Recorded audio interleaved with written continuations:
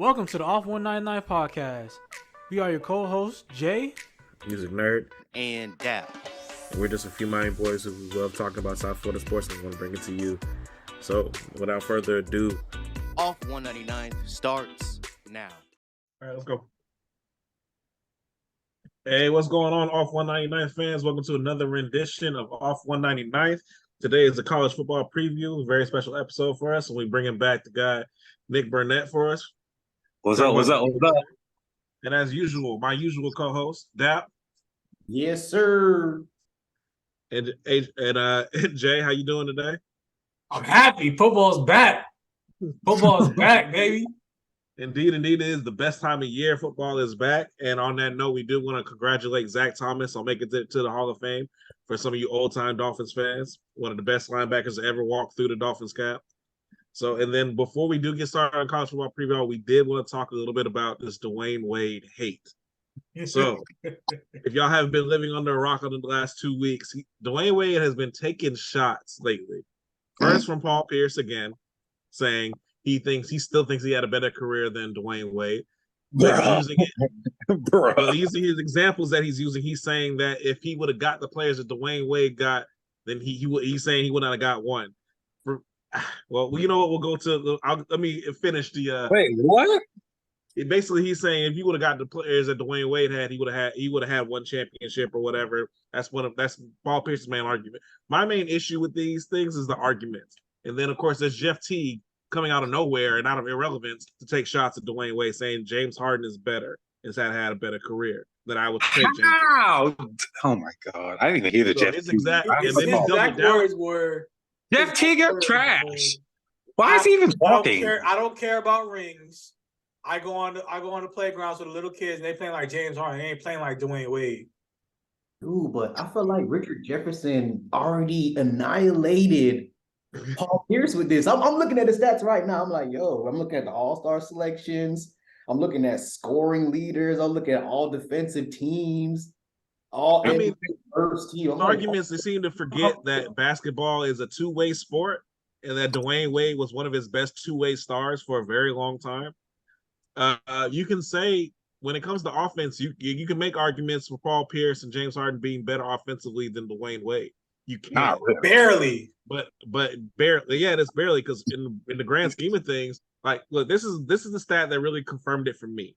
Dwayne Wade would have to play another season, a full 82-game season, not score a single point, and he would still have a better per game average than Paul Pierce had for his whole career. Exactly. So you say that you're a better shooter, you're a three-point shooter. That's what Paul Pierce said. No, not even. But even then, it's like it's barely this. And they've gone head-to-head a few times. Dwayne Wade has the advantage, being on those big three teams. But in every series, Dwayne Wade outscored Paul Pierce in every series too, and played better defensively than he did. Oh, what about that's that part. But also too, the Jeff Teague thing is what kind of gets me. It's kind of like, well, yeah, you're gonna see more kids play like James Harden now because James Harden is still in the league or whatever. But when we were kids, when I was a kid, a lot of people playing like Dwayne Wade. Well, one thing, Dwayne Wade made Converse was cool. I think people keep forgetting about that. Ain't nobody was rocking Converses in the mid 2000s, but then Dwayne Wade had those wingtips and won a championship with him. Yeah, people coming out and doing it. Yeah, it seems like for me, this is more like a recency bias type thing. I don't know if y'all feel that way, but I feel like people, because Dwayne Wade came into the league with LeBron James and Carmelo Anthony, two people who had bigger names or whatever, people forget how great he was. And now they're like taking shots that now he's getting the ultimate goal. And what I think Dwayne Wade said it best when he was talking to Dan Lebertard today. He said, look, I don't care if people are upset with their careers. I'm happy with mine. I did what I had to do. And so that's really the best. That's really the best clapback you can have. Nick, maybe you could attest to this because we are homers here. Like, I don't understand where all this Dwayne Wade he's coming from. Like, I always felt like he was. Go ahead, yeah, I'm sorry. No. Go ahead, finish, bro. But I could tell I always felt like it was unanimous that he was always the third best shooting guards of all time. I didn't know where all this this hateration, like people hating on him to come from. But I'm a homer, so maybe I don't know. All right. So first off, I just want to clarify. Jeff Teague. We're talking about Jeff Teague's got comments whose best career highlights were the Atlanta Hawks when he was wearing 0 and Budenhauer was his head coach, that Jeff Teague. Yeah, that Jeff Teague. How the hell he got room to talk about anything? He not even borderline. Did he even make an All-Star appearance? He made one. One. Dwayne Wade's got 13. What are we talking about? What gives you the right to talk? All right, so Look, man, everybody that's has what an we're opinion saying, man. nowadays. I just had to get off that. At least Paul Pierce is a Hall of Famer. Top Not 75 player. not in my book, but it is what it is. But as somebody that's on the outside, I will say this. I do think Dwayne Wade is somebody that gets overlooked. Why? I'm not 100% sure, but when you talk about greatest players, he's not necessarily somebody that comes to mind. But I do think one thing I will acknowledge is when you look at his stats, he is easily top 5 shooting guards all time. There's no argument. I mean, I think he's number 3 if you just look at his numbers alone. But top 5 off the top, that's Dwayne Wade. He just gets overlooked because I think his game wasn't. Dwayne Wade's game was never flashy, not in my opinion. He dunked. He did argument that his game was faster than his. It was like, yeah, just banging But you down look at low. it really wasn't. It's just. And you know what? You know what? I really think it's because in the beginning of his career, Dwayne Wade was he was just quiet. He would just let his game speak for itself. He was a superstar, but he didn't necessarily have the personality, if that makes sense. I also think a lot of these other players have character, which is their personality. Like James Harden's character is that of the villain or of a diva, right? Or some shit like that. Yeah. Paul Pierce he thinks highly of himself. He's borderline narcissistic, in my opinion. Dwayne Wade was very quiet in the beginning. Yeah, Dwayne Wade was very quiet in his career. In the beginning of his career, I don't necessarily think that he had the persona of a superstar, even though he was at his numbers speaking. So I think that's why he truly gets overlooked a lot of times. All right, Dap, you were going to say something as well. Yeah, man. So what I wanted to add to this argument, man, I'm gonna take it back to the last podcast when I was talking about Boston as an organization. Great players, great organization, but let's be real. That Paul Pierce, KG, Perk, Rondo, Ray Allen, they underachieved with 1 championship. We could say, hey, they went against Kobe, who could beat Kobe, but they underachieved. And when I look at Dwayne Wade and Paul's career, I feel like Paul feels like he should have gotten from Boston what Dwayne Wade gets from Miami. It's called Wade County. That is true. That's a very good point. That's a good point. Even though he retired, we love Dwayne. We won't even let Dwayne go still. Boston, hey, where you gone? We got Tatum and Brown, baby. Paul, who? Bye. Get out of here. And if I'm not mistaken, I think their last seasons, like the little farewell tour, we treated Dwayne Wade way more better than Paul Pierce. Well, Paul Pierce was on the bench for the Clippers too. He was not getting minutes. There's a meme that I have. It shows 4 players last games: Kobe, Dirk, and Dwayne Wade and Paul Pierce. Kobe, of course, had 60. Dirk had 30. Dwayne Wade had 25, 11, and 10. And Paul Pierce had 0, 0, 0 in 1 minute. Damn. Yeah. Exactly. So yeah, Paul Pierce felt he deserved a farewell tour at Dwayne Wade. It seems like it stems from a bit of jealousy. Yeah, it seems like it stems from a bit of jealousy. Now, don't get me wrong, Paul Pierce is a Hall of Fame player, and he is a great player. And I think Antoine Walker put it best because Antoine Walker played with them both. There's just something different about the game, and also they play different positions. They're different players, so I really don't understand why he's comparing himself. If Paul Pierce wants to actually have a more accurate conversation and they really want to compare himself. So he probably should compare himself to someone who played the same position, LeBron. But he doesn't want to do that because he knows LeBron beats his ass. But for me, it seems like it stems from jealousy, like Dap was saying, and that's one thing too. Because Dwayne Wade is by far the most decorated player in Miami Heat history, and Paul Pierce, forever reason, feels he should have that same type of respect from Boston. But he's never going to be that because he's never going to be Larry Bird. Never. Exactly. And he's never won anything without anybody else. I'm saying, and everything, and everybody can say what they want to say about the Wade and Shaq thing. Look, that series in his 3rd year. That's another thing too. This is like your 3rd year is not your prime of your career. You usually get in your prime of your career your 4th, 5th year. and everything. But Dwayne Wade, what he did in his third year in front of everyone was outscore everyone on his team by 20 points in a series that the team that won at like the normal score of that series was like 98 to 95. He scored 34 points a game in that series. That's a third of the points. Now, and remember, you talked about how insanely talented that team was, and that team was insanely talented, but most of that team was past their prime, and that's probably Shaq's last prime year. And Shaq did not play well in that series, and Shaq has said he didn't play well in that series. I just think that to take away from what he did and what he showed and how he just transformed a football town into a basketball town, I just think it's just hate. And especially, like, we should be celebrating his career. He's about to go into the Naismith Hall of Fame. Like, it's not a time for, hating on the man. It's a time for celebrating his career and what he brought to basketball. We shouldn't have to look back and say, oh, you weren't as good as you think you were. He was as good as he thinks he was. Exactly. He was as good as we thought he was. And it's arguably the third best shooting guard in the league and everything. They were. Exactly. So, I mean, that's my soapbox. Is there anything else y'all wanted to add on that? Because that just really had me pissed off. I had to get it out. Paul Pierce is a bitch. Didn't we like annihilate Boston in the playoffs? Like, they're head to head in the playoffs. Didn't we just kill them most years? Like, I could see why he. I mean, he's championships plenty of years. This is the thing though too. Like, Paul Pierce in that Boston thing, like, they did it to themselves. Like, because Dwayne Wade walked off that series in 2010 when Miami lost 4-1. He was the high score by about 15 points in that series. He was like, y'all not gonna do me like this again. And so he had the power, had the flexibility, gonna get together. And that's why people want to blame Miami for starting a super team craze. No organization, like Dwayne Wade said something else. Organizations were trying to do it, and Boston started it. Miami kind of finished it, and then of course the Warriors are just taking it out of the stratosphere. So that's what it comes to. Anything to add, gentlemen, before we get into this college football preview? Yeah, I don't want the 8-8. Don't want no FSU stuff to this no more, bro. Bruh.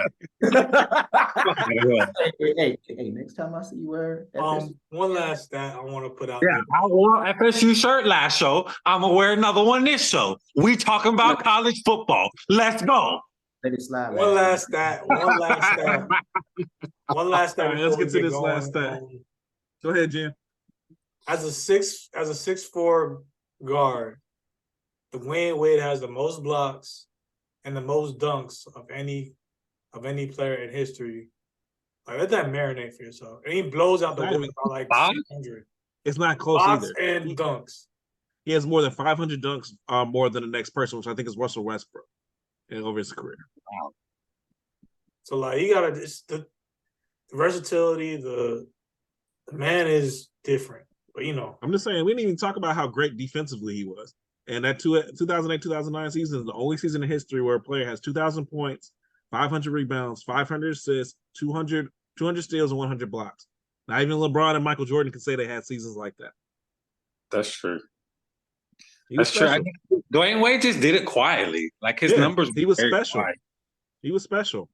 And I think it's time. It's like, I'm just tired of the hate. But let's get into the reason why we had the podcast today, gentlemen. All right, college football is back. Football in general is back. We had a Hall of Fame game the other day. Now, I don't know about y'all, but in Texas, like, they're restricting NBC, so I didn't get to watch it. But, whatever. I don't really care. NFL is kind of second nature to me anyway. It's always going to be about college football.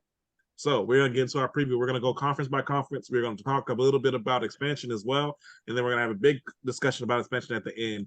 Except when we talk about the Pac-12, because really there's nothing else to talk about Pac-12 except expansion. But what we're going to start off with is the Big Ten preview. All right. So for the Big Ten, Michigan has won it the last 2 times. So can they keep it going against Ohio State, or will Ohio State be able to take the Big Ten back? Let's start off with you, Nick, as your guest. What do you think? I don't know. It's a good question because I'm not a believer in Michigan. I never have been. I understand they won it the past 2 years. I get that. I truly do. I don't know if I'm a believer in Jim Harbaugh or not as a coach of the Michigan Wolverines, but I will admit they have their quarterback coming back, right? Yeah. And they have one of the best running backs coming back too. And the nation too. Yeah. Yeah. And he's going into his year. I would give it to Michigan only because Ohio State doesn't have their quarterback coming back, if that makes sense. Like that's the only edge over. But Ohio State's one of those programs that they're always just reloading. It's never like a big rebuild. It's always a big reload for them as far as that's concerned. I guess I'd give it to Jim Harbaugh, but I'm definitely not giving it to him next year if that means anything. It's kind of just like, you've got a quarterback. I don't really know what Ohio State has. So I'm going to give it to you, Jim Harbaugh. That's kind of how I'm feeling right now. But, Big Ten, I don't really care too much about the Big Ten. I just think Penn State was a little bit better. It'd be nice, but, it is what it is. What about you, Dad? What do you think? Man, I'm giving it to Ohio State because of strength of schedule. When I looked at their schedule last year, dog, like Michigan don't play nobody except for TCU. That's a good point. No, I'm just saying, like, because a lot of these teams, the only like when it comes to college football, I'm gonna be real. I only really like respect the SEC. All the other conferences, I'm not trying to be rude, but they be playing around. They don't really play no one. Even in the ACC, like we talk about Florida State and how they be doing so good, but it's like, dude, you only play Clemson. So when I look at the Big Ten, so what that mean when we play Miami? Time out. You know I gotta take a jab at you coming on with the shirt, and I see the pillow in the background laid out. I like that though, but I'm really gonna give it to Ohio State because I think they play more. They have a more competitive schedule with Notre Dame, Penn State, and even Georgia in the Peach Bowl. So I think they're gonna return back to shape or to form, especially after losing by it was like 1 or 2 points, right? Yeah, it was close. They lost to Georgia by 1 point, but Michigan destroyed them last year. So, but I thought they were going to come back better last year. I was really surprised that Michigan beat their ass again. So, was it at the end of the season or the beginning? They always play the last game of the season. They always play on Thanksgiving week. Mm-hmm. Okay.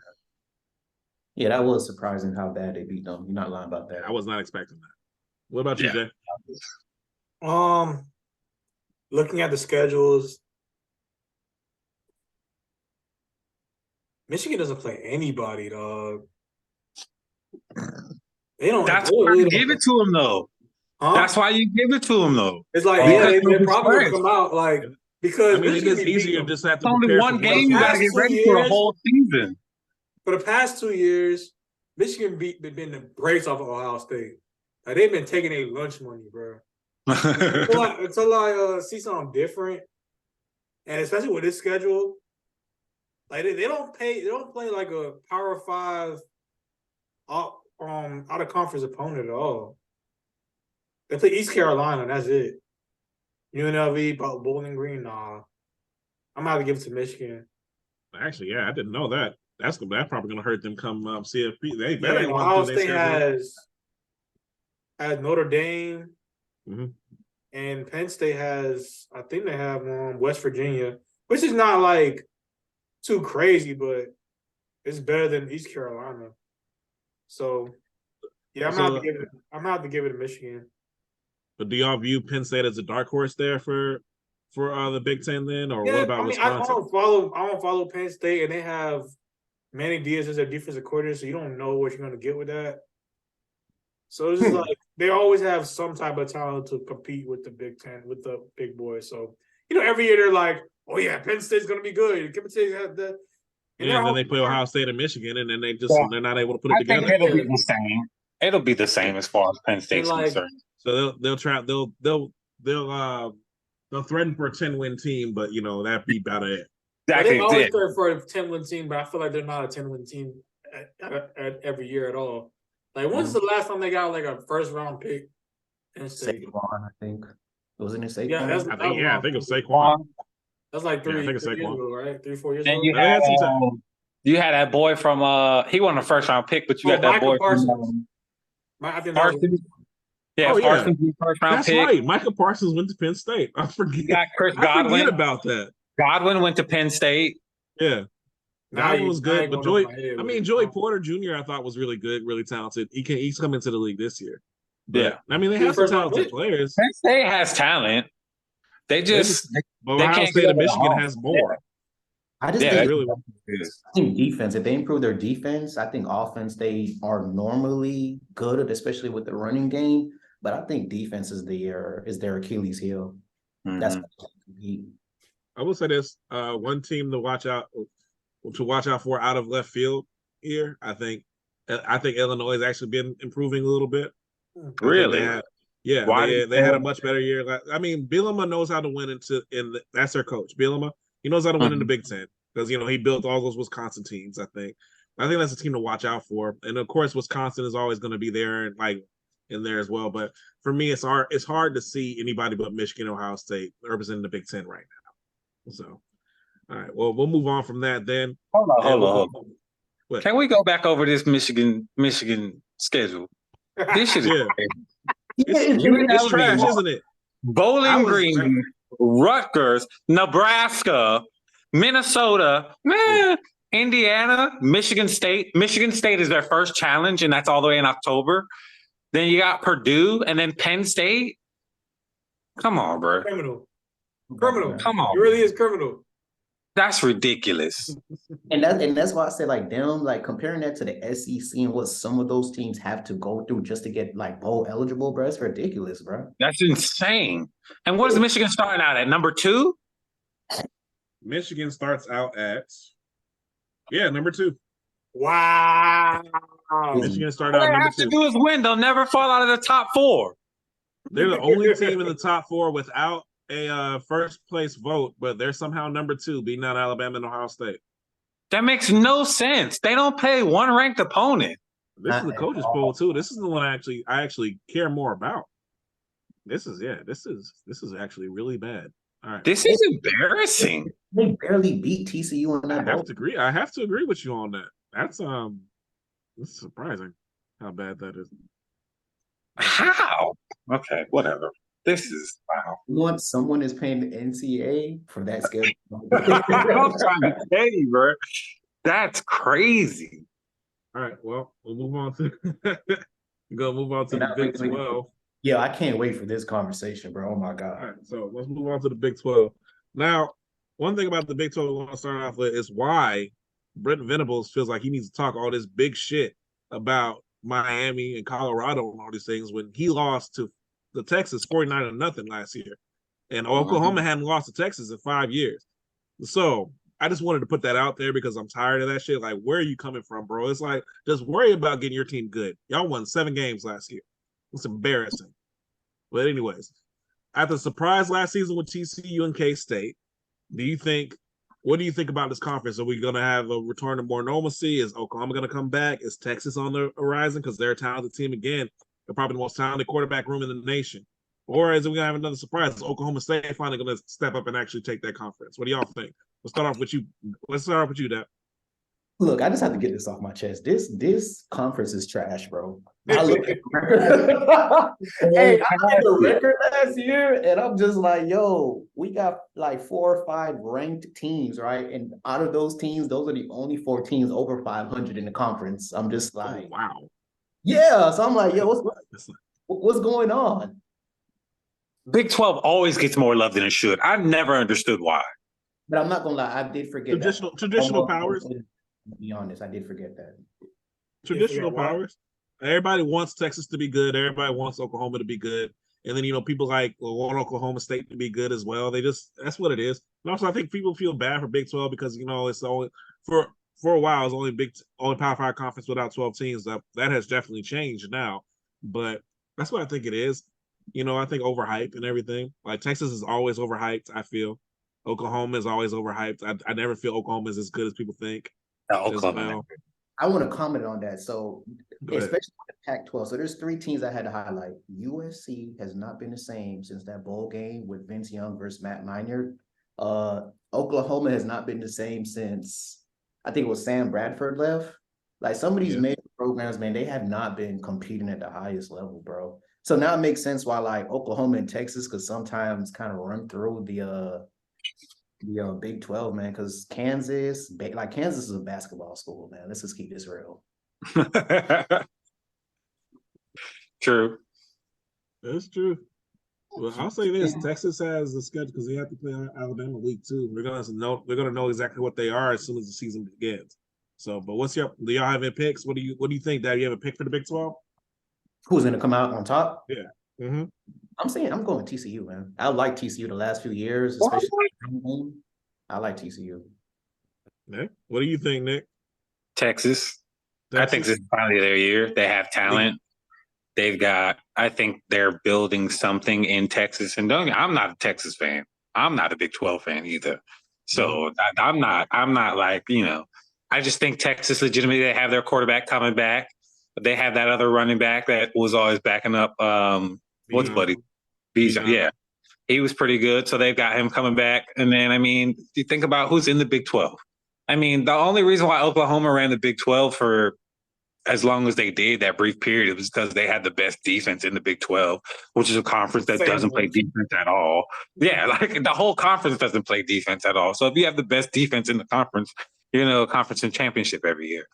But I think the Big 12 gets babied a lot as far as the Power 5 conference is concerned. But I think it's Texas. I think they legitimately have the most talent. Oklahoma, I am beginning to hate them. They are, I don't know what they are, but they're not good. Oklahoma State is always on the cusp. They always talk about how much talent they have, but they can never get it together. Oklahoma State hasn't been a factor, in my opinion, since Des Bryant's been there. Texas Tech is always trash. Cincinnati is just Conference USA. So is Houston, and so is UCF, as far as I'm concerned. BYU, nobody cares about Brigham Young. TCU, I know you like them, Dap. I don't really understand why. Are they bringing their quarterback back? No. I'm not 100% sure, but they mostly no. I think all they have was that wide receiver and that quarterback. They always there. But last year a lot of things came together for them. The thing with that too is that they score a lot of points. You know what I'm saying? Yeah, that is true. They always have an offense. Yeah, so but for me, TCU and Oregon always fall in the same category. Everybody likes them because their uniforms are hella nice. Like, don't get me wrong, TCU be decked out every year, and so do Oregon. Wasn't LaDainian Tomlinson? They had a really good running back, like back in the day. Yeah, LaDainian Tomlinson went to TCU, but they weren't even. They weren't TCU. He went there. They had just gotten D1 when he went there. Okay. So things like the TCU has evolved and they become a better name because they're always there. But I understand where you're coming from, both of you, with that. But what about you, Jen? What do you think? I'll say this: I want Texas to come out of there. I want them to be good. I want to see Texas good. I want to see how they handled it because for the past 10 years, it's all been all Oklahoma, right? Pretty much. The last time Texas was actually in a national conversation. For real. Colt McCoy was there. Dang. Oh, yeah, that was the Alabama. It was like, that was 08, right? 09. 09. Championship game. And I think it's the first year I lived with you, Nick. I think it's the first year I lived with you. I think that first year I lived with you. Yeah, that was the last year Texas was somewhat relevant. Yeah, so since then it's just been like it's just crazy because they don't have any there was no sanctions and anything like that. It just fell off. And that's because Mac Brown was so bad. Bad personnel decisions. They held on to Mac Brown too long. Exactly. They chose Charlie Strong, which probably wasn't the best coach at first two. I think. I questioned that hire. And I thought it was a good hire because I like Charlie Strong, but looking back on it, he wasn't good for Texas. He should have got a job before. Yeah, I was like, I said, you ready for that? You were right. But that's the thing too. Texas has so you see it living out here. Texas has so much money. It's ridiculous how much money they have to put into their academics when it comes to it. And I think that sometimes they go for the sexy name. Like even getting Tom Herman, even though he did some good things with Texas, I felt it was a sexy name. It was an expensive name. Probably wasn't the right name. I do think Sarkisian is doing something. I think he's put them in the right direction. I liked how they played last year. But even so, I felt like, they underachieved. I felt like they had the most talented team because they didn't just have the best running back in the conference. I felt like they had the best receiver, Xavier Worthy. They have him coming back. So that's the reason why I pick Texas in this. So, I think just that they have the best talent on offense, I feel. So let me ask a question, y'all, because I'm not against what y'all saying. Are you guys saying this because y'all really feel Texas is good, or is it because that first game of the season they lost by 1 point to Alabama? No, I think that Texas is talented. I don't watch them. Texas is good. No, I think Texas has a lot of talent. Texas has a lot of talent. It's just They can't. It seems like they can't put it together. But I think this is one of the years they can. I think that quarterback room is pushing each other. Like I said, I think they have one of the best running backs in the conference, and they have the best wide receiver in the conference. And with the Big 12, you have to be able to outscore everybody. I think Texas is going to be able to do that. So, I'm saying this too. I don't believe in Brent Venables because one, if you have a good team, you don't talk as much shit as he talked during the offseason to try to like get that stink off of you and everything. Now, look, we got embarrassed by Florida State. We did. We have to own that. But you bringing that back up after you got embarrassed by your biggest rival too, you ain't got shit to say because you lost worse than we did. And we lost bad. They lost 49-0 to Texas. Yeah, it was absolutely wild. Like I was at work. Had a job, I'm be honest. I'm saying, like, but he has a job because he's expensive too. I think like his to get him away from Clemson because he was the highest paid assistant in the country. They had to make him one of the highest paid coaches in college football. So yeah, because he wasn't leaving Clemson for a long time. No, he wasn't. He was only going to leave for the right job, and he feels Oklahoma is. Now you can get talent there, but we have to see what happens here. But I don't believe he has it yet. That's why I think he's talking all that shit. Now I do believe they can get to 10 wins or something like that easily because I don't believe that much in the Big 12. But yeah, I do think. And I'm going out on a limb. I wouldn't be surprised if TCU went back because TCU is always there. But I do think this is the year that Texas puts it together. Anything else to add on that, guys? What teams are joining the Big 12 this year? Aren't there a few teams joining the Big 12? Cincinnati, Houston, and UCF. Yeah, they joined this year. They joined this year. Okay. Well, UCF is in the Big 12 this year? If I'm not mistaken, or is it next year? No, I think it's this year coming up because I seen them in the schedule. Did y'all look at Oklahoma's schedule? No, I haven't. I need to look at it right now. Let me take a look. Arkansas State, SMU, Tulsa. Then they play Cincinnati. Then they have Ohio State. They play Texas in November. Then you got UCF camp. They only got 2 games this season. They only play them in November. They usually play in October. Yeah. Or no, my bad. October. It's October 7th. Yeah, because it's a Texas State fair. Yeah. So I mean, they only got 2 games this season. Bro, no one's playing out of conference Power Fives this year. It's probably because of all the realignment. Exactly. We can wait to talk about realignment, but I am not liking realignment at all. No, it's changing. It's changing the football landscape, and Prime is right. It's all about money. But he kind of made the first move this offseason with Colorado going back to the Big 12 like they were going to. So, but speaking of realignment, we're gonna get to the Pac-12 now.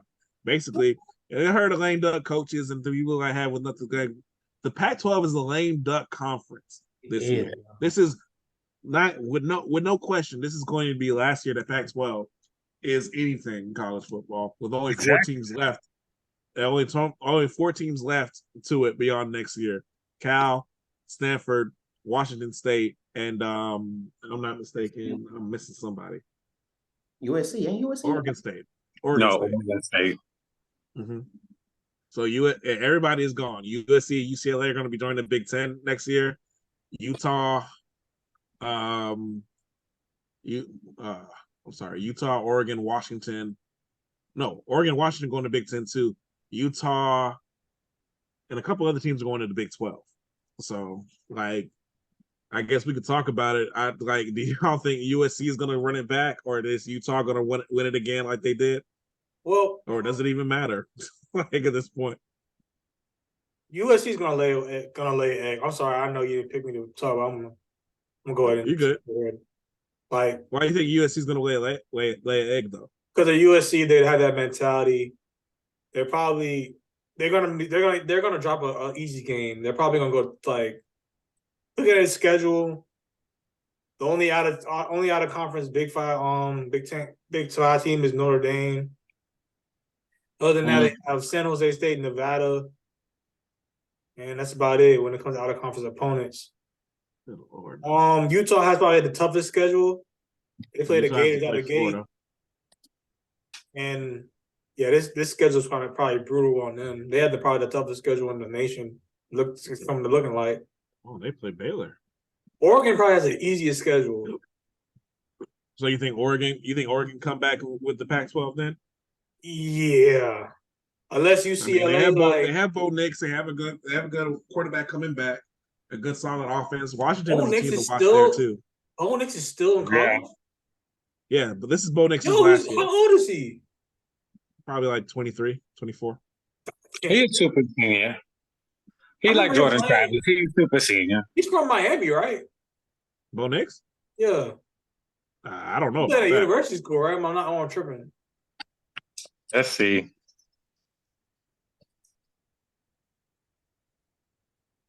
I might maybe thinking of somebody else, but I'm like, yo, that's crazy. No, yeah, Bo Nix been playing a long time. But, Bo Nix. I mean, Washington has a good team coming back as well. That's the team that I think to watch out for. No, he's from Arkansas. Arkansas. I'm thinking about somebody else. So it makes more sense that he went to Auburn then, I guess, because he ain't gonna go to Arkansas. Yeah. Mm-hmm. So, yeah. So who are you picking in the Pac-12 then? I'm gonna pick Oregon because like they're not paying Georgia this year no more. Like they did last year. Oh my God! So they have Texas Tech, which is nothing really to. Texas Tech is ranked though. Texas Tech has some talent, but just the Big 12. Oregon, I don't respect the Big 12.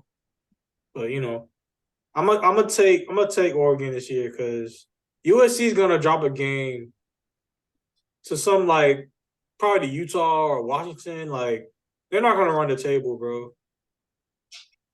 They're not. It's just a mentality type of thing. Sometimes sometimes you just have it in you. I think USC is soft. That's basically what you're saying, right? Yeah, I mean, especially with who their coach is now. I forgot. He did it. Lincoln Riley. Lincoln Riley. Lincoln Riley.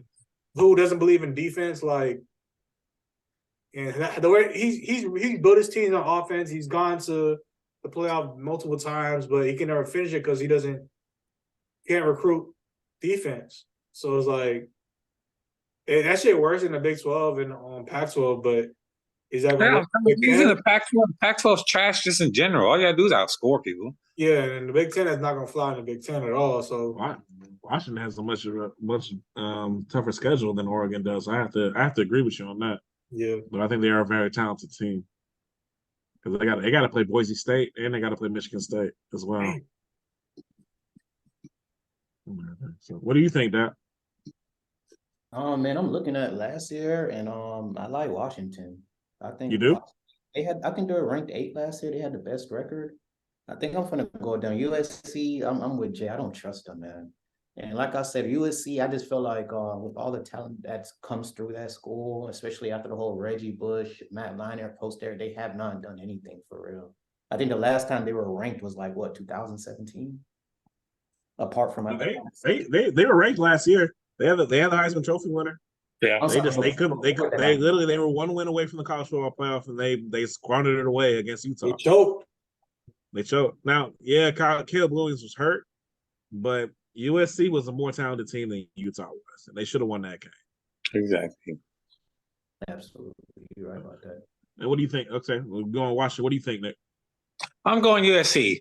And you know why? All the reasons you guys said that they're not going to win is all the reason why I say they are going to win. I'm going to say they're going to win because their strength of schedule. They play fucking Nevada, Stanford, Arizona State, Colorado, which who knows what Prime's going to do with Colorado. And then you play Arizona. Maybe they have a game in Notre Dame. And then you got Utah. So you got the best quarterback in the nation, hands down. Or we don't think that's much of a conversation. No, it's not. Caleb Williams is the best quarterback. He's the best quarterback in the nation, right? Mm-hmm.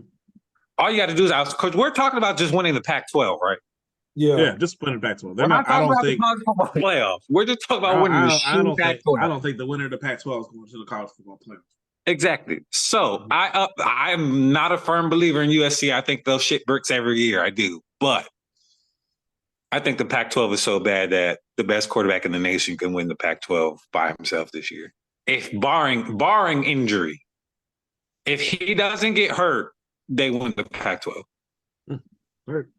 What But talking a little bit about realignment, what do y'all think? Like, I know we don't really cover the Pac-12 one because we're on the Eastern Coast and we don't even really stay up late enough to watch those games. But like, do you think it just kind of contributes to the deterioration of college football, seeing what's happening to the Pac-12 right now? Yeah, the Pac-12 has been bad for so long. I think what it is teams are trying to get into conferences where there's more money through the TV deals, man, and rather than trying to focus on the athlete or the game or the competition level, they're just like, hey, whatever conference is giving us the best benefits, we're gonna go. Because it wasn't that the problem with the ACC too? What they're going through now, teams Well, want no. the Basically, FSU. the problem with the ACC, the pot is not big enough, and that's why I think Florida State's been trying to get out of there. But that is something we're going to talk a little bit more about a little later. But you're right, and Prime said it too. He's like, it's all about money. Yeah. People are upset about these NIL deals and everything like that, but money is king in college football, and money is always going to be king because NCAA is an incredibly corrupt corporation. So, and the main source of the corporation is always going to be money. So I have to agree with you that it's like watching what's happening to the Pac-12 right now. It's like, even though it's not like I have a dog in that race, but it's like it's really sad to watch because the one is affecting everybody else too. So Yeah. I mean, more moves are going to be made, and they're definitely going to be made probably by the next conference we're talking about. But anything else to add right now on that? Because we will talk a little bit more about it later. I hate it because literally, I'm a Florida State fan. We're in the ACC. No matter how bad the ACC was, you could always be like, well, at least we're better than the Pac-12. But it's looking like the Pac-12 is no longer going to exist.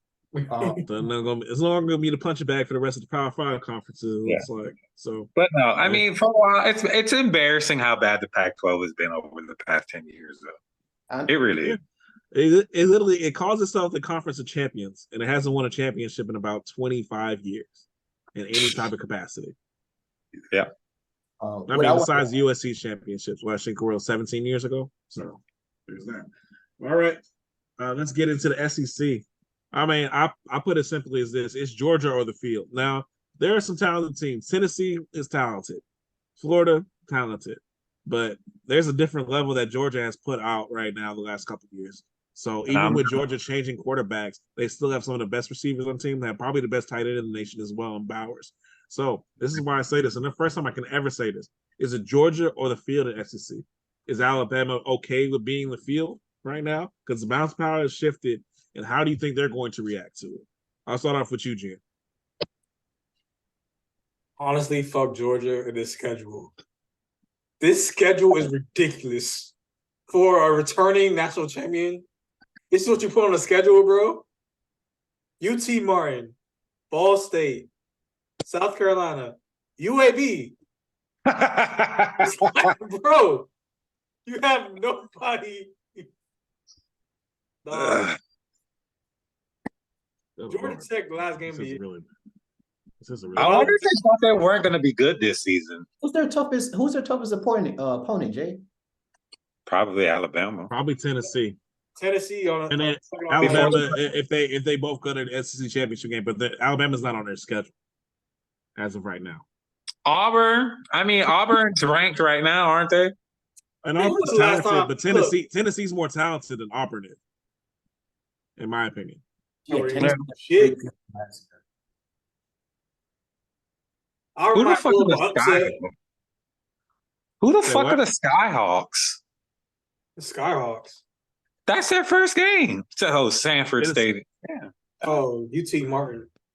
UT Martin. The Sanford Stadium. Yeah, that's the name of the stadium they play in. So honestly, it's Georgia at this point, man. Like they're not challenging themselves. Like at least they tried with Oregon last year, but I think they lost. I think they were supposed to play Oklahoma this year, but they lost on that because of the realignment. What up, bro? That picked in for Oklahoma this season? Something like I know they lost. Georgia lost out on the game because of realignment. I know that. Yeah, but Alabama's still playing Texas this year. That's true. And then Texas is going to be Texas is going to be in the SEC next year. So I don't know. Playing Utah, like you could play. Look like you could play other games, bro. Mm-hmm. Yeah, but you're right. That's absolutely no challenge right there. If you want to keep the wins coming, don't schedule nobody. Mm-hmm. Might as well. You know. Go ahead, Dap. No, I don't want Go to ahead, have a Dan. conversation, man. What they need to start focusing on instead of all this switching conferences is, man, y'all need to make a more interesting college football championship. Because these top 4 teams or whatever the hell y'all doing, it's just not working. Because I'm looking at, I used to hate Alabama, but at least when Alabama was winning, they deserved to be there. Because every year they're beating LSU, every year they're beating Florida. Well, That's because they play on the harder side of the conference, though. Say it one more time. they play on They the play hardest on side of the the harder conference. side of the SEC. No, So, I know. I mean, there's validation in what you're saying, but I mean, they also can't help that. No, but I think they need to switch that up a little bit, man. Because like you guys are saying, I just looked at Georgia's schedule. I'm like, yo, Georgia's schedule is bad. That's really bad. yeah. Then I'm looking at Alabama. I'm like, okay, you got Auburn. That's always a good team. Yeah. Tennessee is a great team. I think they have Texas. I'm like, damn, like there's a competition for y'all to actually get there. Michigan and Georgia is just like, what y'all doing? Practicing all year, and then all of a sudden you just get voted in. Like, it doesn't even make sense no more. Like, who comes up with these schedules, bro? These out Don't of they do them 3 years in advance, don't They they? usually do know. 3-4 years in advance. Man, they need to fire that committee, dog. No, I'm just saying, like as fans, it's like, come on, bro. Georgia, but at least with Alabama, all these years, I could never take nothing from them because they've been playing the best teams, at least. That is. So I guess we're not watching Georgia at all this year. Are we saying all Georgia here then because of that easy schedule? It is. There's I'm no one. gonna say Alabama. I feel like Nick Saban has really been under fire, and he's losing the recruiting battles. He's losing that prestige of Alabama. I really feel like he's come out and like gonna come back with a vengeance. Yeah. I think that good old boy charm is just worn off, is what it is. Well, I think it's also the NIL deals is equal. It's kind of equal the playing field in a lot of ways too, and also too him losing to Georgia the last couple of years. So I mean, it's what's his name? I'm drawing a blank on Georgia's coach. Kirby Smart. Yeah, okay, Kirby Smart. I mean, he's just built another Alabama. Well, he worked for him for a very long time, so he knows how to do it. Remember when Jimbo Fisher was like, "Yo, I know all the skeletons are buried." I can't wait for that documentary to come out.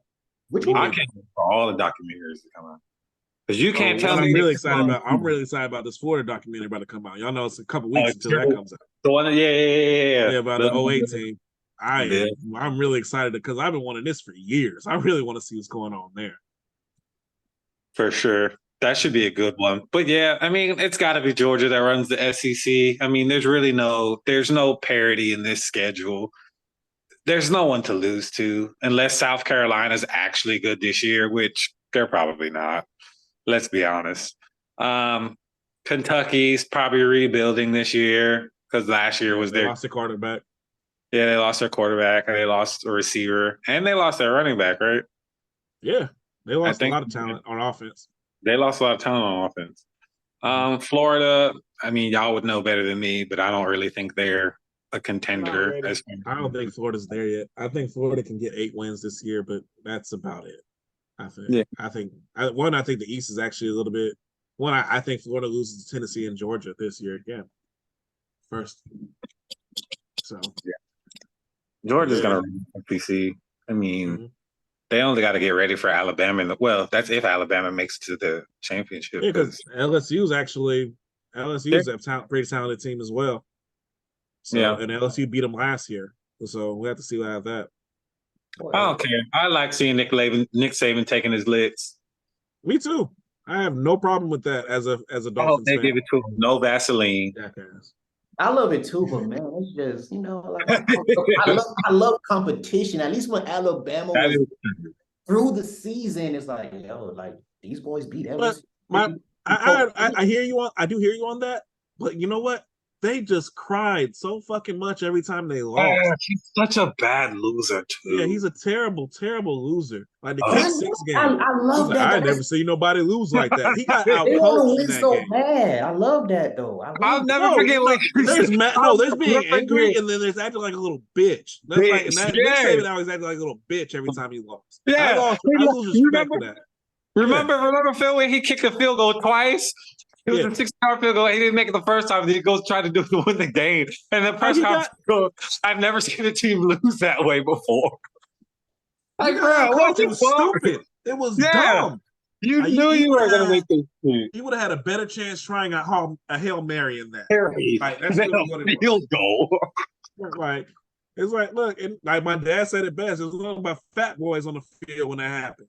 It's like, yeah, you're gonna get it. Yeah, you open yourself up to a kick six. I was like, hey, literally, he said, hey, you got to worry if he gets blocked and it gets returned. I'm like, no, he got to worry about if he doesn't make the field goal, it gets returned. And he didn't make the field goal and it got returned. Like, it was, it's one of the greatest plays in like college football history. But no, he got outcoached in that moment. He should not have done that. It was stupid. He fought for that 1 second to have a chance for a Hail Mary, fought for that, and he lost because he took a kick instead, and that's why he lost. So, like, for me, and then, like, he talks about the brat poison that the media puts into it, stuff like that. It's like he's a guy who wins, but is ungrateful for winning because he feels like it makes his job harder, which is the whole point. It's like when you win, when you get to the top of the mountain, yeah, people are gonna knock you down. That's what comes with winning. So for me, that's why I do like Nick Saban getting beat down. I do like that Georgia's at the top of the SEC right now. Because me, I'm like anybody but Alabama, really. Because I just dislike Nick Saban that much. I can't wait till he retires or goes to Texas or whatever the fuck's gonna happen next. What do you think, Jim? Let me ask a quick question, Phil. And if you say yes, I love you for this. If you say no, I still love you. Is the beef you have with Nick Saban connected to that horrible season with the Dolphins? Huh? Is what? Is the pressure you have with Nick Saban, is that related to what he did to the Dolphins? Oh, of course. Okay, we good. Of course. Yeah, no, I openly admit that. I've openly admit that for the last 15 years of my life. I hate what he did. I hate the fact that him leaving led to us having a 1-15 season. I hate the fact that he decided to choose Dante Culpepper over Drew Brees. I hate him. I always hate him. I wish him nothing. I hate him and nobody else in the world. I wish him pain. But no, he went to Alabama and became the greatest college football coach in history, according to everybody else. I'm pissed at Alabama. I always will be. Because you know what he said 3 months before he left? Oh, no, there's no reason why I would go back to college. Motherfucking liar. But I hate him, yes. And I wish I remember that time, bro. You got all right, bro. Because he's being seen as this amazing coach. It's like, hey, cuz. They couldn't do it. 2 games in the NFL, bro. Sit down. Go ahead. Go ahead, G. I'm sorry. I thought I go on my tangent there. What was the question? Y'all went on tangent. I was like, who's gonna win the SEC? That's where it came down. Oh, I thought it was Georgia. I thought we all were Georgia. Yeah, we all like Dad's going with Alabama, and then they go with Georgia. I'm also going with Georgia. But okay, yeah, I just think Georgia's just not going to be challenged here. All right, but let's go to the meat and potatoes of this. Let's go to ACC. So, Clemson had a down year last year, but still won every game in ACC and repeated as ACC champ. Now, there's a little bit more competition with Florida State on the other side. A whole lot of competition. And whole lot. And North Carolina on the other side. So let's get out to it. Do we think that Clemson's going to repeat, or do we think that someone else from the field is going to finally break their hold on ACC? Let's start off with you, Nick, as our guest. The ACC has done a great job with scheduling. They probably had as tough schedules in all football, college football. Are you talking about them scheduling out of conference Power 5, powerhouse teams? Yeah, they have very good schedules. They have very tough schedules. I think the ACC has had to because in-house has not been very good. Nope, it is not. I feel like the past 5 years it hasn't been. I'll say that. For the past 5 years it hasn't been. For the ACC as a whole, has not been a good conference. The in-conference games, I think we had some good in-conference games, though. Yeah, they have. Yeah, I think they're competitive games, but like on a national stage. Yeah, they don't play any Power 5 teams this year. Clemson outside of ACC, and they don't have Notre Dame on their schedule this year either, so that doesn't help. Who, Clemson? Clemson does not have Notre Dame on their schedule. They do. Clemson has a bad. But now they November 4th, right? Yeah. Yeah, November 4th. They're on different. What did I just look at? They have South Carolina. Yeah, they play North Dame and South Carolina, but South Carolina they play every year. Yeah. Yeah. So my bad, y'all. They have a hard schedule. I feel like out the gate with Duke is not a cakewalk. It's not a typical Southern Florida Atlantic is what I was looking at. Wow. Miami has Texas A&M coming out. Florida State has a ridiculous schedule. They have LSU and Florida. Yeah. Yeah. That's what I'll give to Florida State, man. I think they play some pretty decent teams. No seasons off. We compete. Not every We year. compete. We ain't running from shit. All right, now. But I'm not going to. If you guys leave the conference, I don't think you guys are going to do good. You talking about out of conference? No. I'm talking about if Florida State go to like another conference. Big Ten. The reason I don't think they'll do as good because I feel like the spotlight's going to be taken off of them. In the last 10 years, bro, them and Clemson have really been all that we talk about. Well, not we, but, ACC Network, ESPN. That's the only thing we talk about. And I think that's good for them. And I think that publicity and, all that's good. But if they go to the Big Ten, hell no, man. I ain't saying y'all can't compete, but it's off the bat. It's like. Y'all not the big bad. Y'all not the top dog. You feel me? Y'all not on the When Jameis was there, yeah. That would have been a great time for y'all to do that change. I would have loved to see that. But y'all not on the top of the food chain after that. Yeah. Because I feel like Ohio State is a bigger brand. Michigan's a bigger brand. Yeah, I don't want to see Florida State leave the ACC. I really don't. Actually, I don't want the ACC to die. I don't want the ACC to die. I think the ACC is very good. We just don't have the ranked teams. But when we play each other, it's normally entertaining games. Let's keep Phil, correct me if I'm wrong. I've been saying over the past 3 seasons that the director of the ACC needed to get fired because he had not been doing anything good enough to make the ACC a better conference. He should have been adding teams, bro. He should have got UCF. UCF definitely came. I'm a hater on UCF, but he should have been doing something. I don't know what it is. I mean, he's got us the ESPN. He should have found a way to sweeten the pot. But a lot of this too, you can put it on Notre Dame, and we talked to, I put a lot of shit on Notre Dame. I'll put that on Notre Dame. Notre Dame should have joined the ACC. But I understand why. But Notre Dame was really upset about their share when they joined for the COVID season. They were upset. They were upset at the money share. And I was like, okay, so the ACC has to look at a way to sweeten this pot. And ACC has not done that. But now, because of Big Ten is making moves, Big 12 is making moves, ACC is forced to make moves because I think they didn't take the SEC's flirtation with Florida State and Clemson seriously. Yeah. But now that Florida State is out there saying all these things about leaving, now it's a serious thing. Now it's like, okay, now we got to do something. Now, how is he going to respond? And to me, he just hasn't done enough to respond in the last 3 years. So why would I think he would respond now? Because if Clemson league, that's the conference. It is. That is. It is a conference. That is. I would see, and also if in that situation, I see no reason for Miami to stay. Because Miami can't ACC because of Florida State. Yeah. It was in the Big Ten, right? There's a $120 million clause for any ACC team to leave the conference.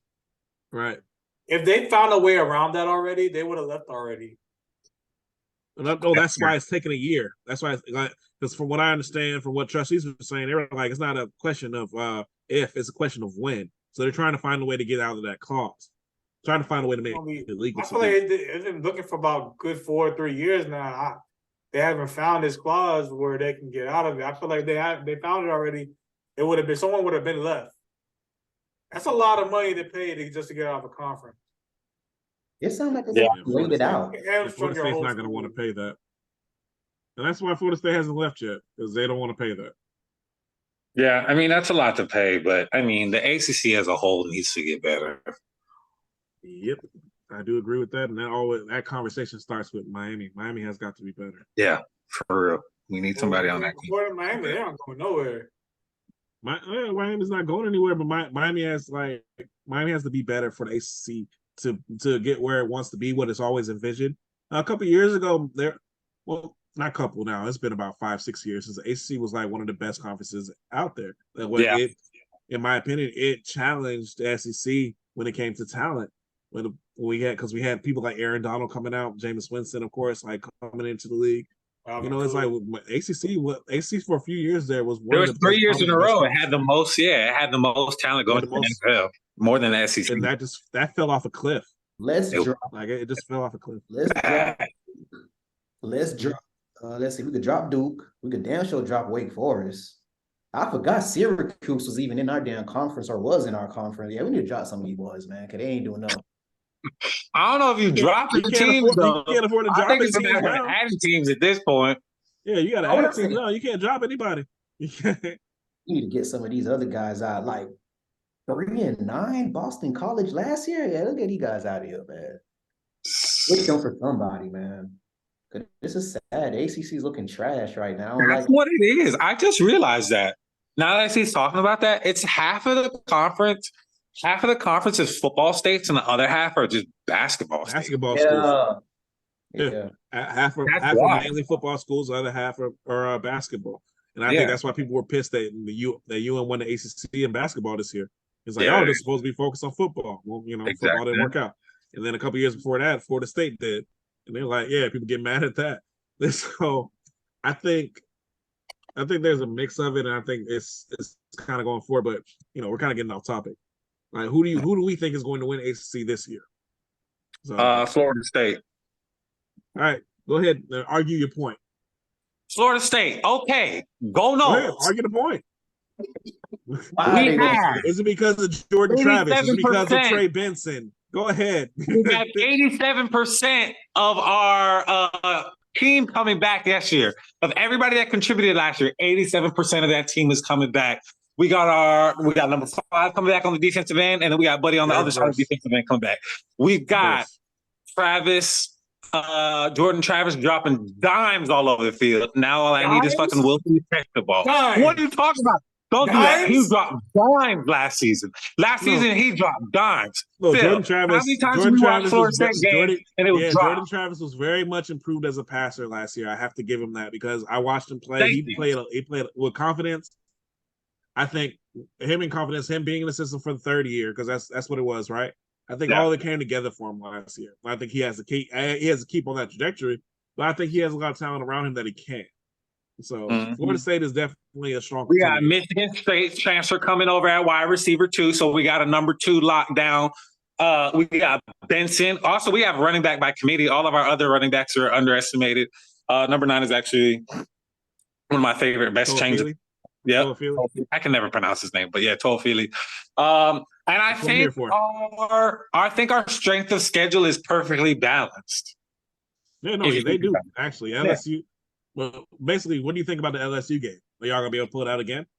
I think what I have noticed over the past few years of Mike Norvell's tenure, he always has you prepared for the first game. We're always prepared for the first game. Remember Notre Dame a few seasons ago? Yeah. Best loss. That's the best I felt. It's really weird. So as a Seminole fan, losing to Notre Dame 3 seasons ago was the best I felt as a Florida State fan than all the wins we had with Willie Taggart. Yeah, that's Like that. It felt that good losing to Notre Dame than seeing us win with Willie Taggart being like, "Oh, we barely got out of that one. Didn't really understand that. It was just luck, I guess." But yeah, and then we've got we got Mississippi or whatever the fuck that is. Then we've got Boston College. Then boom, we're hitting it right back with Clemson. I think we beat Clemson this year. I really do. at I think- Clemson. In Death Yeah. Valley. Okay. Yeah. All right. I think we beat Clemson. So you're, Go ahead, bro. so you're saying you're Go running the with it. table? Are you saying you're running the table? I'm not saying we're running the table because it is Florida Well, you State at the end of the lose day. We will lose a game that we're not supposed to.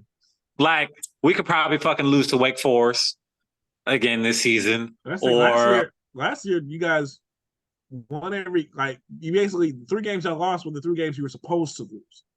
Those are the 3 games to the three ranked teams on the Atlantic. So, Well, I didn't think we were supposed to lose to who did we NC lose? State. Yeah, we shouldn't have lost that NC State game. Not in my opinion. And if you watch the game, we shouldn't have lost that game. No, I did. I watched it. I saw it. I As know where soon you're as coming that from. quarterback went out and all you had that black what was the backup's name? He was forgot black. his He name. threw the ball twice the rest of the game. Yeah. He ran the ball. It was embarrassing, dog. It was embarrassing. It was embarrassing. I don't even know how I was able to watch that game. I must have gotten home early. That's probably what it was. You can watch anything after you get home early on the Saturday night in the football season. I could probably see us. We could probably lose to. I don't want to say Pitt because Pitt shouldn't have won 2 seasons ago, but or we could probably lose to Florida, depending on what Florida has going on this year. I don't know if I'm not necessarily going to say we're going to run the table, but I just think the games that we're supposed to be up for, which is LSU and Clemson, I think we're going to show up and show out those games. That's really what it is for me. Is we're going to show up and show out for the LSU and Clemson game. I could see us losing to Wake Forest. Maybe Virginia Tech's probably. We're going to lose to somebody we're not supposed to this season. We really are. Maybe Virginia Tech. So maybe Virginia Tech coming off of the high off of playing Clemson. Maybe Virginia. Y'all got Tech a bye week though. That should be able to get we down. do. All right. So you think y'all go? Who y'all beating in the ACC championship game? Then? Who do you think? I would like for it to be Miami. That's what I would like. We ain't losing. We ain't losing if we make it, man. Shit. You know what I'm upset about? You didn't before you talk about the ACC championship game. Miami wasn't even a possibility you losing in season. No, in season. It's like not bad. It upsets. No, I don't care how you feel. It's my turn. Bro, it's my turn. It's my turn. It's my turn. Shit, the other side of the ACC is so bad. Don't play nobody. There's no two sides anymore. That's true too. Yeah, that is true. There isn't. It's percentage points. So you could be playing Clemson again. Oh, I don't like that. Well, I'll put it like this: if you think y'all gonna be Clemson who do you think Clemson else loses to again? So you avoid them in the ACC championship game. No one. They're not going to lose to anybody in the ACC. So then, by your own admission, you're going to be playing Clemson again for the ACC championship. God, that's like that reminds me of when Alabama played LSU twice. That was terrible. Oh no, that's why the BCS sucked. Yeah, true. Like I understand Oklahoma State lost that year, but I felt like Oklahoma State deserved to be in the championship game because they lost after they had lost a bunch of their friends and family in a helicopter crash. There was extenuating circumstances if there ever was some. But the BCS is stupid. But we don't have to deal with that anymore. I'll say this, Dap, you have to admit, because we both live in Tallahassee, right? There's different energy here this season. People are believing this year that we're going to be good. I don't think he lives in. He don't live in Tallahassee. I don't live in no more. Tallahassee anymore? No, I'm in Orlando. But one thing I will tell you about the beautiful city of Tallahassee, bro. It don't matter rain, snow, shine, baby. Them boys bleed for the state. I respect that about them. No matter what's going on, they bleed it. Mm-hmm. We show up to the tailgate. We'll leave at halftime. We're shitty, but hey, it is what it is. Yeah, they talk mad shit. I know that. Yeah, they lived there for a very long time. Very long time. They'll get you in the stadium. Man, I almost got I don't want to make this sound racial, boy. I almost got hung one night, boy, when Deshaun went in there and beat them, boy, because I was in that student section talking trash. That not as long as I live. And y'all thought y'all was going to win too, and that boy Deshaun. Best game of my life. Okay. I'll never forget that. But I think they popped off from going to the championship or something. I can't remember, man. Damn. Thank God for Deshaun Watson, boy. Thank God. All right, so next pick is Florida State versus Clemson. All right, let's go with you, Jen. What do you think? I'm just gonna preview Miami right now. First of all, I want to say, He asked you who you think was gonna win the ACC. We're gonna do a preview for Miami. Right? We're gonna do a preview. I'll preview on Miami. I'll preview on Miami, bro. Okay, fine, whatever. Let's skip the step then. Let's go ahead. I'll say this with Miami broke my heart last year. It kind of broke my spirit too, because they kind of gave up on the season and just After Texas A&M game, I just saw the life. I just got sucked out of them for the rest of the season. You know, I was big Miami that season too. Big Miami, talking about 10 wins, running the table, all type of stuff. And now I'm just like, I can't trust y'all no more, man. Like, hold on, I'm sorry. Something happened. But yeah. So, all right, coming in the season, we have Tyler Van Dyke returning. We are our receiver room gained experience. Got some impact freshmen on the team. Kind of revitalize the running back room. Probably gonna have one of the best offensive lineman units in the conference, I believe. The defense got better, got older, got a better. Both of our coordinators. I feel like we replaced our back coordinators last year, and replaced them with young, hungry coordinators that want to actually mess with the kids and not just, I guess, whatever the hell they were doing last year. Whatever the hell they were doing last year. That being said, I'm not very confident in this team. I'm sorry. I'm a diehard Miami, but y'all really broke my heart last year, bro. Like, it's like I can't have blind faith anymore, bro. I can't. It hurt last year to be so wrong on this podcast. So wrong last year. I will say this though. We will beat Florida State this year. Yeah, whatever. I will say that we will beat Florida State this year, but all right, moving on to answer your question. I'm gonna have to go with. Go ahead, say it. I know it's gonna hurt, but you can say it. Clemson. Go ahead. Clemson? Go ahead. Don't keep them teeth so clenched. Go ahead. You said Clemson? Yeah. What you think this Bruh. is? Oh, come on. You a hater. Well, the reason being, because you're out of conference schedule and the way the games are placed, I feel like you're going to either lose to Wake Forest or Pitt.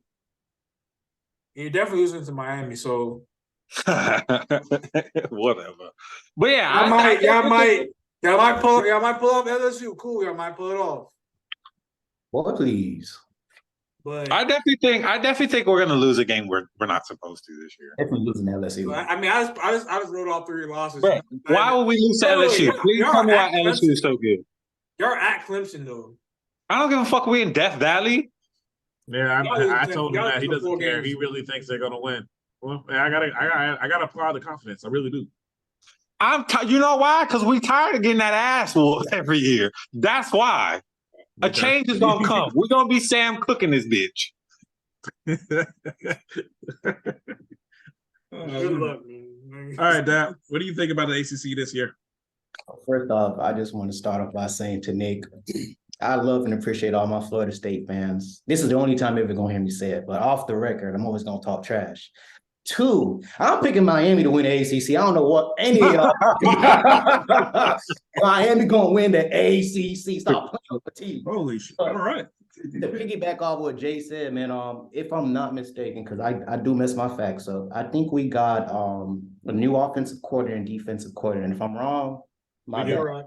So I really like that because I always tell you guys the play calling for Miami is trash. And Nick, I always get that to Florida State over us. You guys call a lot better plays in specific situations. I'm always give you guys that.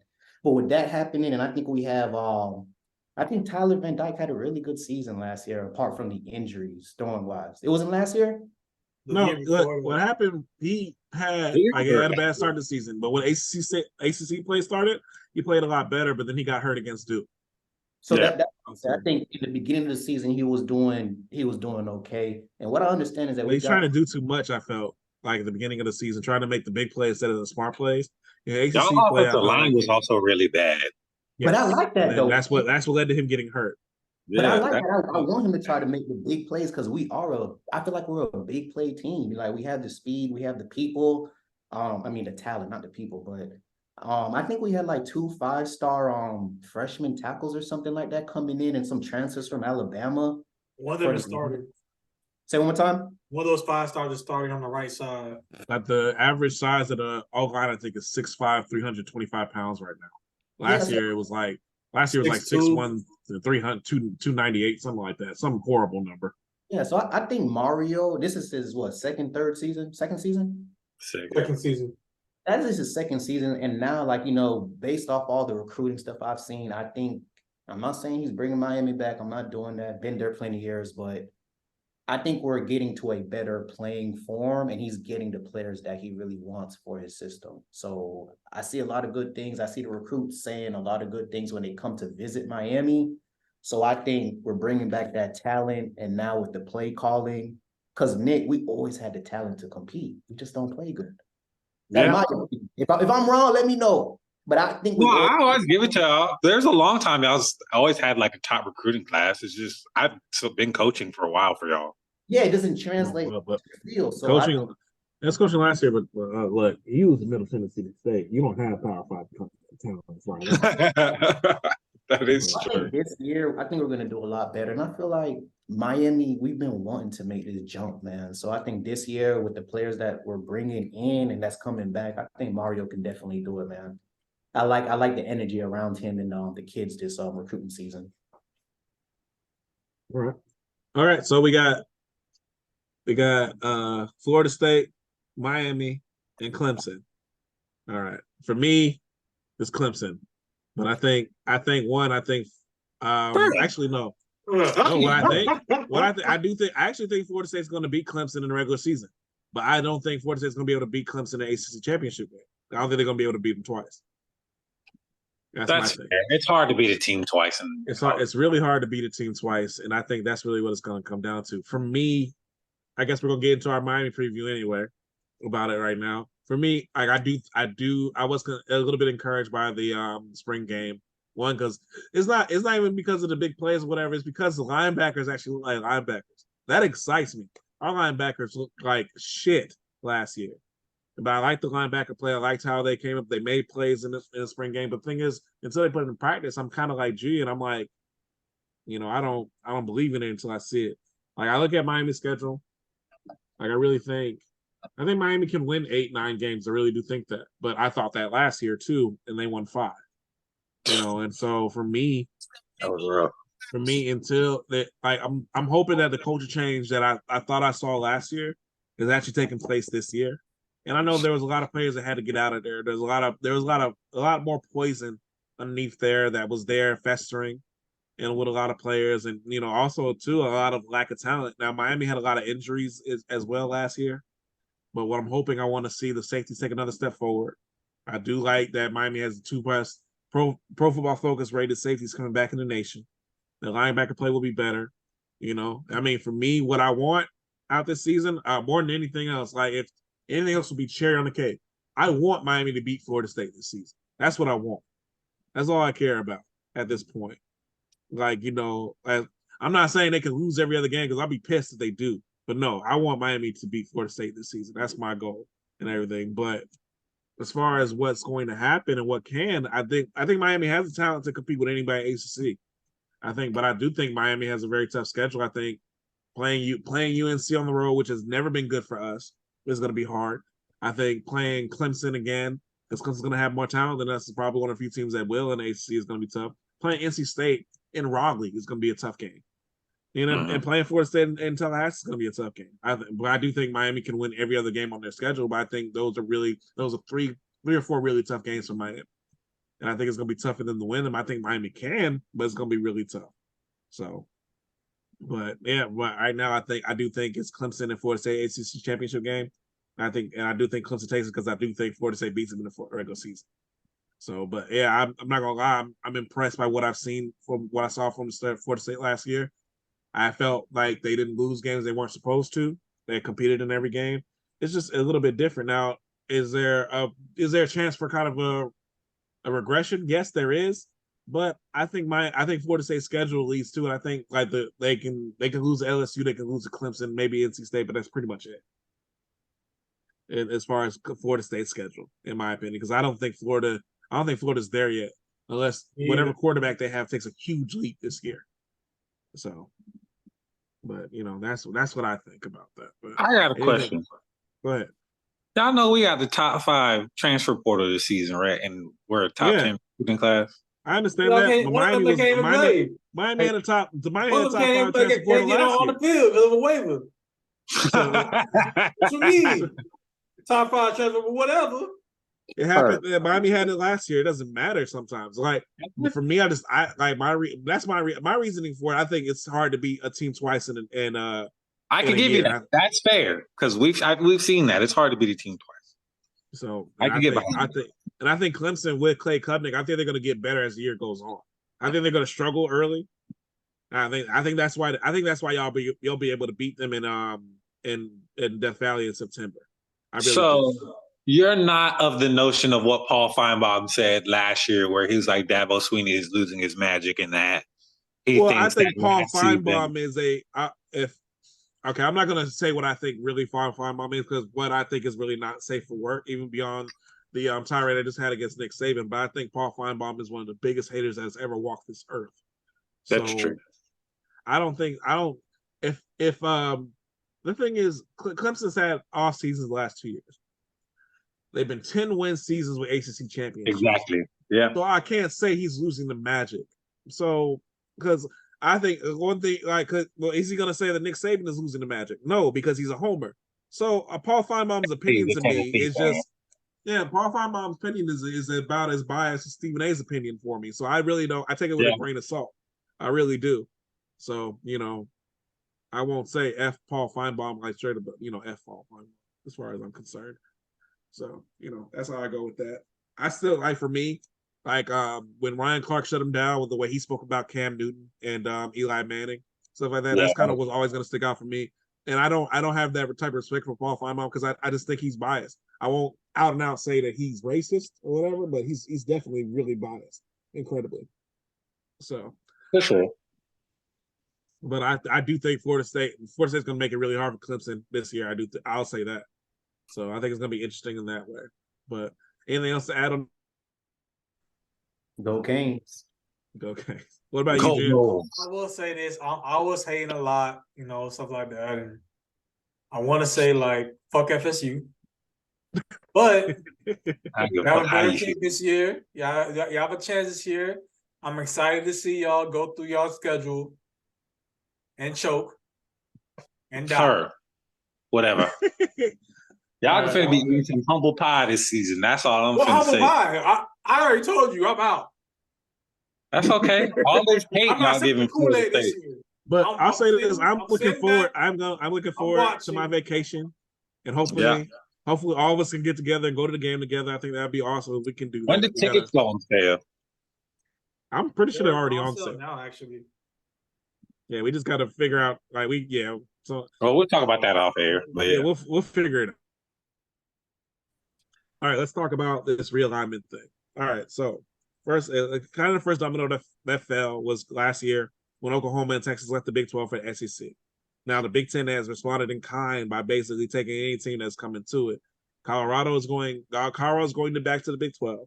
The Big 10 took UCLA, USC, and then took Oregon and Washington.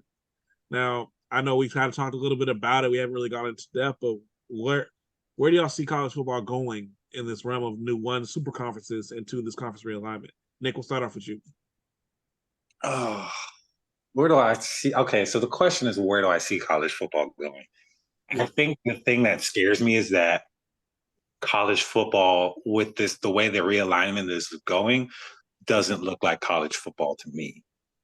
I don't know what it looks like, but it doesn't look like what I've grown. Because you guys know, you personally have made me a fan of college football, because I didn't like college football when I first moved up to Tallahassee. I didn't care about college football. But so you're a new Knowles fan. I mean, it's been over 10 years now, and I graduated from the school. So it's not like I just moved up here. I thought you was a band. I was going to get you now. But go ahead. Alumni get a pass. That's what from being bad. Alumni. Yeah, but I think I always liked how the conferences were set up. To some degree, it was geographical, like, because you had like the ACC, it was the Southeastern, or not Southeastern, but it was this part of the country. And then you have the SEC, which is Southeastern Conference, which is what it stands for. And then you had the Big Ten, which was kind of like, towards the middle, like, more towards the Northeast, a little bit in the middle, not really though. Then you had your Big 12, which was like the middle of the country. Then you had your Pac-12, which was the West Coast, it was just shitty, right? And then you had your Mountain West or whatever the fuck you want to call it, wherever they were at.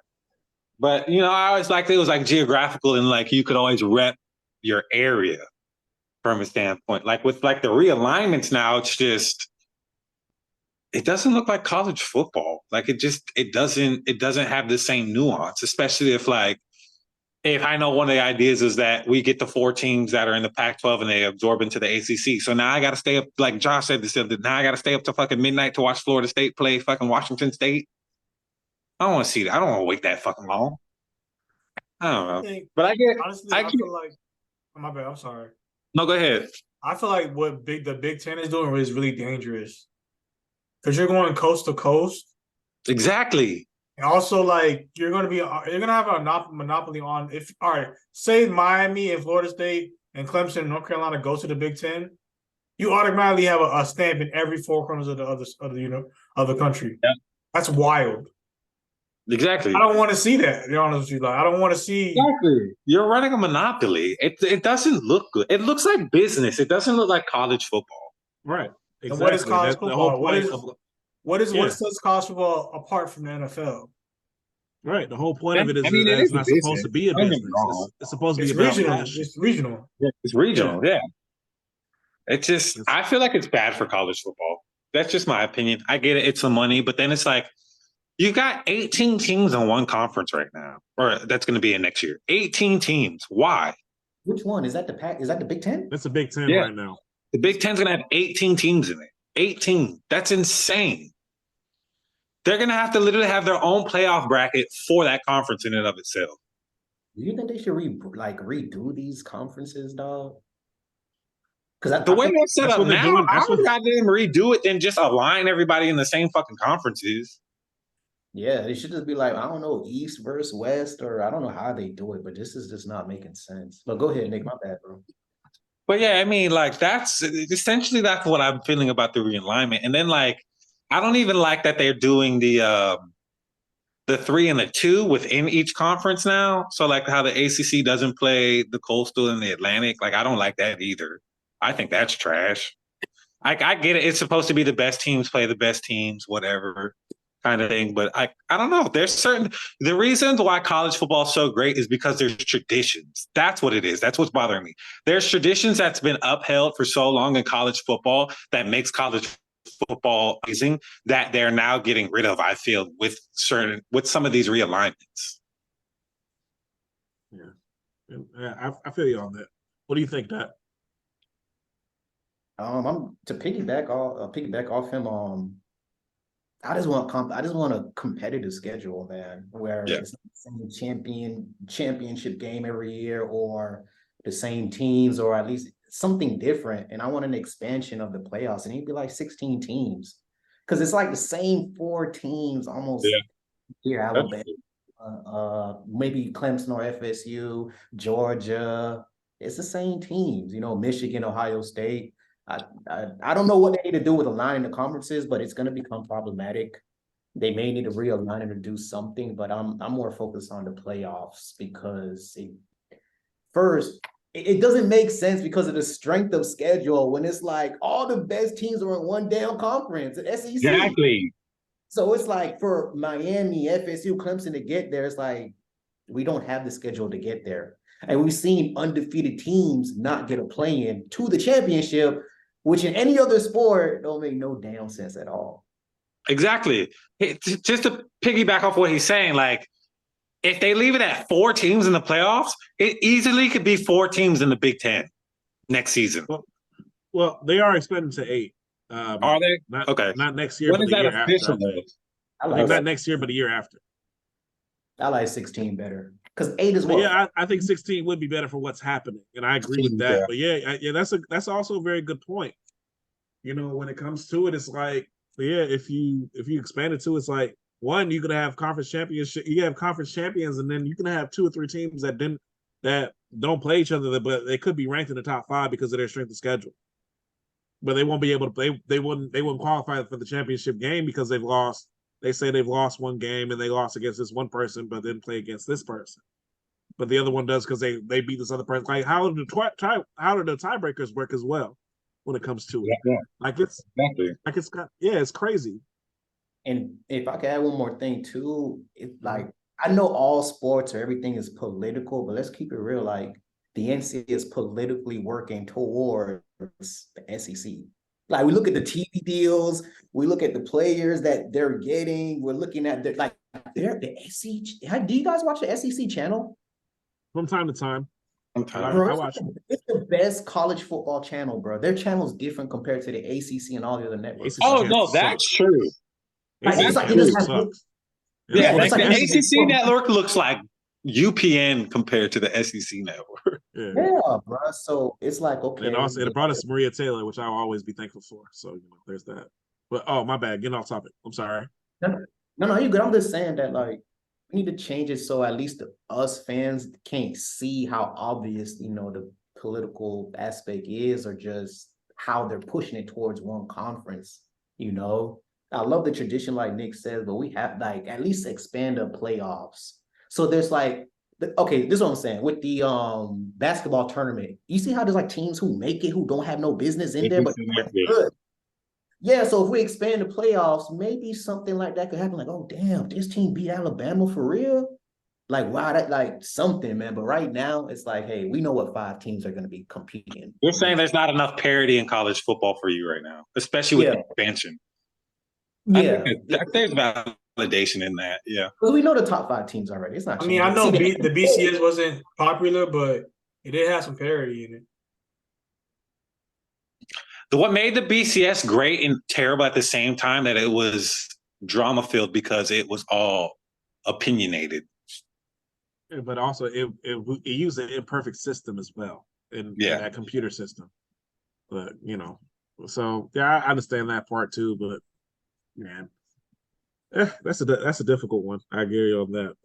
But is this what's happening right now? And like also too, the basis of it being money is just concerning, because the whole point of the NCAA, and even though I see it as a very corrupt system, is that these are supposed to be amateur athletes. And now I still do think the NIL is necessary. I do still think that, because these kids do still need to be paid, I feel, because colleges are making billions off of them.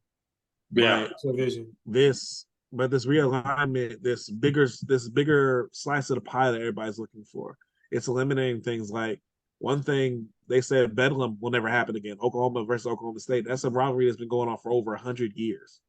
Exactly. That's crazy. That's crazy. That's not going to be happening anymore. The same thing with that. I mean, Texas and A&M, and when Texas A&M went to SEC, they have been playing for over 100 years. They haven't played in almost 10. They're getting rid of traditions, and that's all college sports is about, to a certain extent.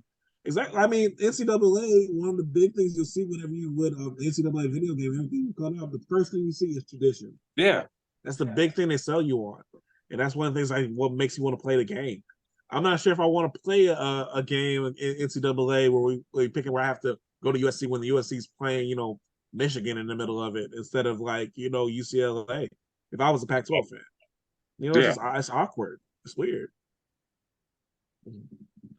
All right, but anything else to add, gentlemen? Just don't see how this makes football better. I have something to add. It just makes their pockets bigger. It doesn't make football better.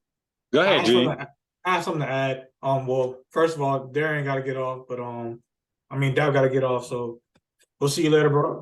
We'll see you later, and we'll get back with you with the next. As always, my brother, it's been a pleasure. Thank you for coming on. Hey, all right, guys, man, y'all have a good day, man. All right. Good. All right, we'll talk to you later, bro. Let me just. So my opinion on it, like but how I see it, it's kind of it's Fox versus ESPN or Disney, and that's how I see it. It's Fox versus ESPN, and how they. That's true. And how they divvy up divvy up the money and stuff like that. I feel like if for TV ESPN, deals. it's like I feel like ESPN is on the losing side right now because you have this horrible deal with the ACC. And it has so much potential because it's the southeast of the United States, and you have the SEC here who's getting all this money that you just made a deal with. Yes, it's ACC fault for not being better negotiators, but still, like at the ESPN, if you see what's going on, you don't want a monopoly happening on your watch. Renegotiate Exactly. more deals, or have those schools move over to the SEC if they're good enough, just to keep the money in house and not have to lose all these good schools to Fox. So like that's how I see it right now. It's a battle between Fox and ESPN and who can keep their talent per se. Adding another layer to it with all the layoffs that's happening at ESPN right now.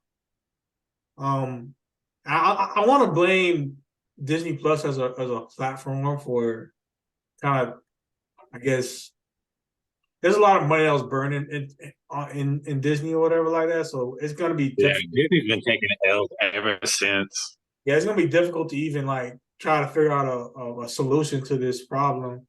They're gonna lose to Fox.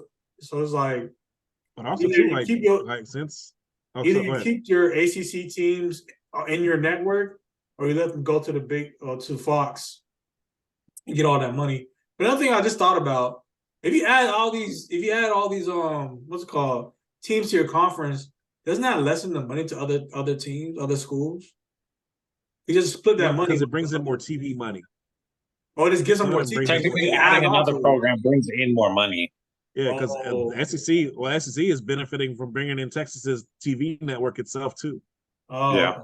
That was a big issue within the Big 12. So, but also you be more, basically it's more exposure, more money onto your contract. So I thought that too, but I was looking into it. Apparently that's what it is.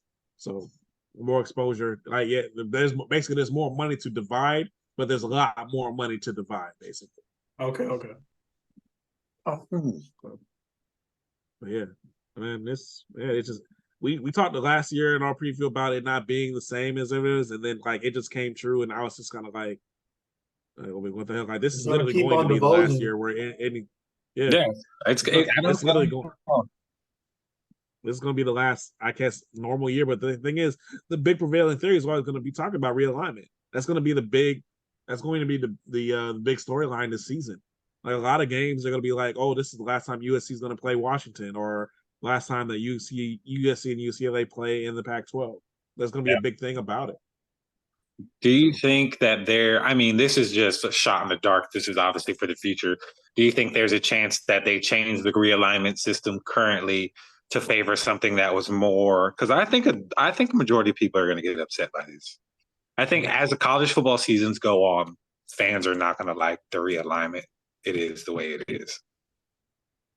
So I think somewhere down the road, the next 5 years, it goes back to somewhat of what normalcy is. Maybe. I don't agree with that. I feel they're just going to work it out. But yeah, I think it'd be more so of that, because like you taking autonomy away from the schools to choose where they play. Yeah, that's a slippery slope. So as well, because the thing is, NCAA has been accused of being too, I guess, tyrannical, and I think that's definitely going to be a knock against them if they do something like that.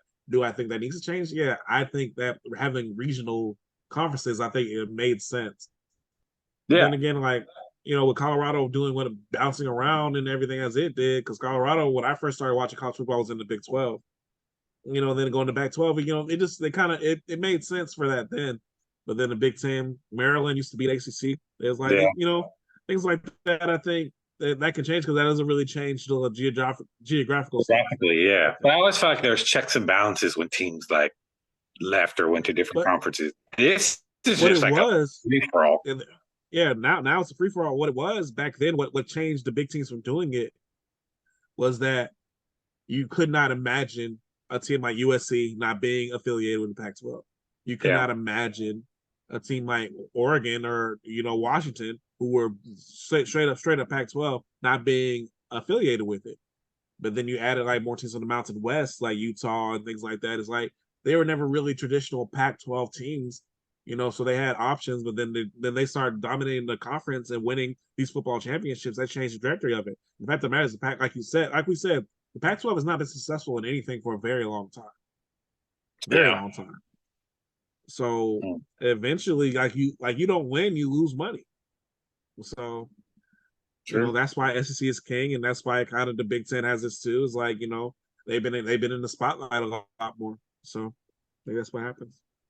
All right, but anything else to add, gentlemen? Nah. We just gotta see how the season goes. Exactly. We do.